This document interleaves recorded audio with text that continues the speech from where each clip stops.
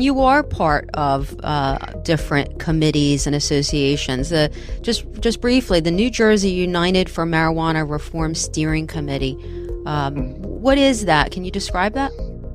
So in 2014, 2015, myself, the folks at the NAACP, ACLU, a group now called Doctors for Cannabis Regulation that really wasn't formed anymore, a gentleman like Dr. Nathan,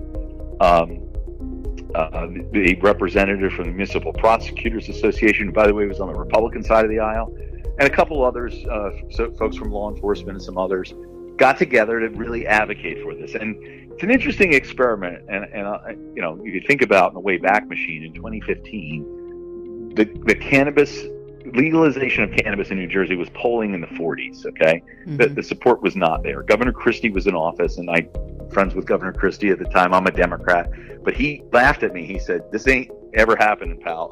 And I said, "Well, we're not stopping." He said, "Have fun storming the castle." He goes, "This is great for me." He's like, "We're not doing it." So, but you kind of saw what you're up against. This was done not by force. We changed hearts and minds, and we took arguments. I mean, we were in church basements. I remember going to the Cherry Hill Library in some tiny little room with 15 people just to talk about this, and a lot of people yelling and screaming at us at the time about how, it was the devil's lettuce and we're killing children by doing it. And you just take the issues one by one. And the profound one, I'll tell you, is I did a forum at a business event, and a gentleman came up after, very angry at me. And I'm used to that in these settings sometimes. And we're ruining America, and he's not going to be able to hire people anymore. And this is such a stupid idea. And this is why our economy and our state is going down the toilet. And I said to him, two things. What do you do, right? What do you do with a 30-year-old person that sold dime bags when they were 18 to put food on their, table? And what do they do now? They need to go get a job and go work. Great.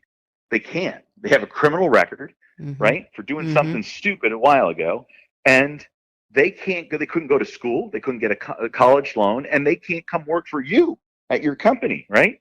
Right. We've talked about that issue on other episodes of this podcast, so it's a huge issue. And that's about expungement, right? And boom, you got him. Absolutely, we should do that. And you're right, we shouldn't be arresting people for this anymore. Okay.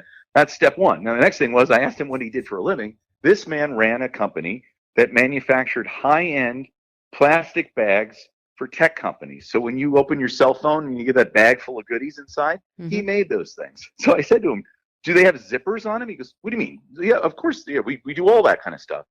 I said, "Have you ever thought about being a supplier to a cannabis company?" Whole attitude change. No, well, I bet. How would we do that? And I go, "Well, you don't think the guys coming from Colorado are bringing their bags with them when they come? They're going to hire a local supplier. And if you're doing that now for tech companies, don't you think you've got the ability to, transfer those kind of ability?" We had a new convert, right? But you've got to take people as they come, because some folks are here for the racial social justice arguments, and the ACLU and the NAACP laid out phenomenal research and arguments to show that Black and brown people were tagged 4 times as likely to be arrested than I would be, despite similar use, right, in terms of cannabis. But Black and brown people were targeted and incarcerated more, and it was disparate. And we talked about the fact that having a fair industry would ensure that we were taking people out of the black market and bringing them in the sunshine. We had those conversations. We had them across a variety of different cultural lines. We took people as they come, and we educated, and we won 70% of the vote in 2020 by doing that. And in 5 short years, really, we're able to change people's hearts and minds on this topic.